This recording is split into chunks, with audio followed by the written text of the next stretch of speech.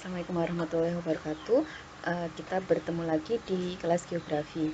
Untuk kali ini, Ustazah akan menjelaskan tentang sirkulasi atmosfer global.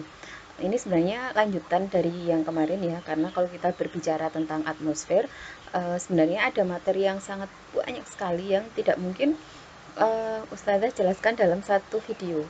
Nah, jadi diharapkan selain melihat penjelasan dari Ustazah melalui video ini, kalian juga wajib ya, diwajibkan terutama bagi para pejuang Olgenas 2021 untuk membaca materi yang lain atau membaca buku mengenai atmosfer begitu. Nah, oke, kita mulai saja. Dari definisinya, hari ini kita akan bicara tentang sirkulasi atmosfer. Jadi apa sih sirkulasi atmosfer itu? Sirkulasi atmosfer merupakan gerak massa udara di atas permukaan bumi yang membentuk pola tertentu. Yang di video sebelumnya sudah saya terangkan.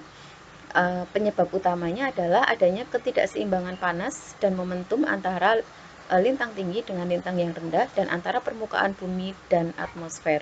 Nah, ini juga disebut sebagai sirkulasi meridional. Jadi, Ustazah di kesempatan kali ini akan menjelaskan apa itu sirkulasi meridional. Sirkulasi meridional itu adalah sirkulasi yang terjadi searah dengan garis meridian. Garis meridian itu garis bujur ya, garis yang sejajar dengan garis bujur atau sama dengan garis bujur. Jadi nanti sirkulasinya seperti ini, dari lintang atas kemudian ke lintang rendah. Nah, pertama-tama apa yang terjadi gitu ya, yaitu kalau kita kemarin ya bicara tentang tekanan ya, angin itu adalah udara yang bergerak dari tekanan yang tinggi ke tekanan yang rendah. Nah, karena adanya perbedaan tekanan tadi, maka udaranya ini harusnya bergerak ya dari kutub menuju ke arah khatulistiwa. Nah, dikarenakan adanya rotasi bumi sehingga menyebabkan ada gaya Coriolis, yaitu gaya menyebabkan arah angin ini yang harusnya dari tekanan maksimum ke tekanan minimum ini berbelok gitu ya. Nah, belokannya nanti ada di sekitar sini.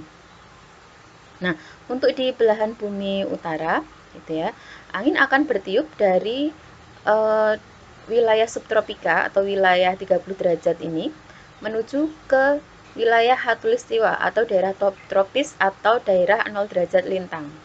Nah, angin ini dinamakan angin pasat. Jadi angin pasat adalah angin yang bertiup dari wilayah subtropika atau 30 derajat lintang menuju ke wilayah tropika atau daerah 0 derajat lintang. Nah, kemudian ketika sampai di khatulistiwa, maka anginnya akan mengalami konveksi ya, pemanasan udara ya. Di sini kan suhunya tinggi, kemudian dia naik ke atas. Setelah itu karena tadi membawa uap air yang banyak, di sini dia mengalami kondensasi lalu turun hujan. Ya, hujannya disebut hujan konveksi. Nah, setelah itu setelah turun hujan, maka angin ini dia akan ringan, kemudian akan balik lagi ke wilayah tropika. Nah, angin yang tadi setelah mengalami kehilangan uap air karena hujan tadi ya, kemudian dia ringan, sifatnya panas, menuju ke wilayah 30 derajat. Nah, ini melalui atmosfer atas, ini dinamakan angin antipasat. Nah, dia turun ke wilayah 30 derajat. Nah, sirkulasi dari angin pasat, kemudian mengalami hujan tadi, kemudian dia kembali lagi menjadi angin antipasat. Nah, ini dinamakan sirkulasi Hadley atau sel Hadley. Jelas ya? Nah, ketika turun di sini, karena tadi sifatnya kering dan panas, maka wilayah 30 derajat ini adalah wilayah yang tandus. Nah, kalau kalian lihat di map atau di Google Earth gitu ya, di sini adalah distribusi atau sebaran dari wilayah-wilayah gurun. Nah, ini di utara. Di selatan juga sama seperti itu. Wilayah-wilayah 30 derajat lintang selatan itu adalah wilayah-wilayah distribusi dari gurun. Karena adanya angin antipasat tadi yang sifatnya kering dan panas yang turun di wilayah 30 derajat lintang. Nah, jadi baik di utara maupun di selatan ya, baik di belahan bumi utara maupun di belahan bumi selatan, ini terdapat sirkulasi yang dinamakan sirkulasi Hadley. Jadi di wilayah antara 0 derajat sampai 30 derajat lintang. Nah, begitu pula yang terjadi di antara 30 derajat sampai 60 derajat ini dinamakan sirkulasi Ferrel atau disebut juga mid latitude cell atau Ferrel cell. Nah, sama di selatan juga seperti itu. Ini ada sel Ferrel atau sirkulasi Ferrel namanya. Mekanismenya juga sama seperti yang sel Hadley tadi. Kemudian yang paling atas sendiri antara 60 derajat sampai wilayah kutub 90 derajat. Nah, ini disebut dengan sel kutub atau polar cell. Di bagian selatan juga sama, ini namanya polar cell.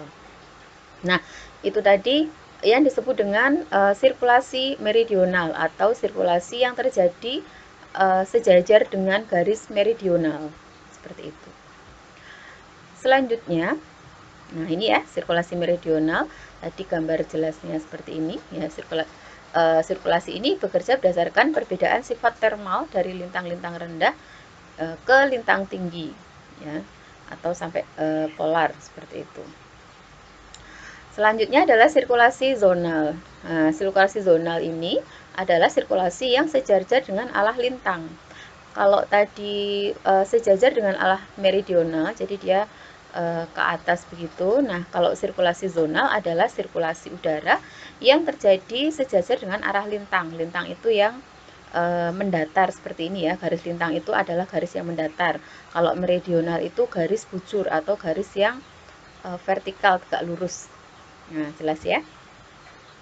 Ustazah lanjutkan lagi untuk yang sirkulasi zonal. Ini adalah sirkulasi sejarah lintang atau arah timur barat yang terjadi di Pasifik Timur menuju Pasifik Barat dekat dengan Kepulauan Indonesia.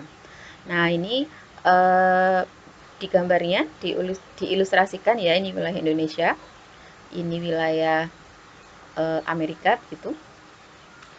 Nah, ini adalah Samudra Pasifik. Nah, di sini juga terjadi sirkulasi udara seperti yang tadi di sirkulasi meridional. Nah, Gilbert Walker, ya penemunya, mengemukakan tentang El Nino dan sekarang dikenal sebagai sirkulasi Walker. Nah, sirkulasi Walker itu adalah sirkulasi yang berjalan di wilayah zonal atau wilayah yang sejajar dengan lintang ya, namanya sirkulasi Walker. Nah, sirkulasi Walker itu adalah sirkulasi angin timur barat di atas perairan Pasifik tropis seperti itu. Nah, sirkulasi Walker ini nanti mekanismenya akan menjelaskan tentang terjadinya El Nino dan La Nina. Nah, seperti ini. Jadi, apa sih El Nino itu? El Nino adalah fenomena alam, ini bukan badai gitu ya, secara ilmiah diartikan dengan meningkatnya suhu muka laut di sekitar Pasifik Tengah dan Timur sepanjang ekuator. Maka tadi disebut dengan sirkulasi zonal karena dia sejajar dengan lintang 0 derajat atau ekuator. Nah, sirkulasinya terjadi di wilayah Samudra Pasifik bagian tengah sampai timur. Nah, permukaan Samudra Pasifik bagian tengah sampai timur ini menghangat. Nah, karena permukaannya menghangat, otomatis udara di atasnya juga ikut menghangat. Karena udaranya menghangat, maka tekanan di Pasifik sebelah timur ini akan meningkat. Ya, akan turun gitu ya, tekanan udaranya turun yang menyebabkan aliran massa udara yang normalnya ya harusnya dia ke sini ke wilayah Indonesia gitu ya, ke Pasifik Barat, dia akan berbalik. Maka aliran udaranya akan menuju ke sini, ke Pasifik Timur ya. Di sini membawa uap air yang banyak sehingga terjadi hujan di wilayah Pasifik Barat. Bagaimana yang terjadi di Pasifik Timur? Di Pasifik Timur yang harusnya hujan, maka tidak terjadi hujan. Nah, di sini berdampak musim kemaraunya lebih panjang dari biasanya.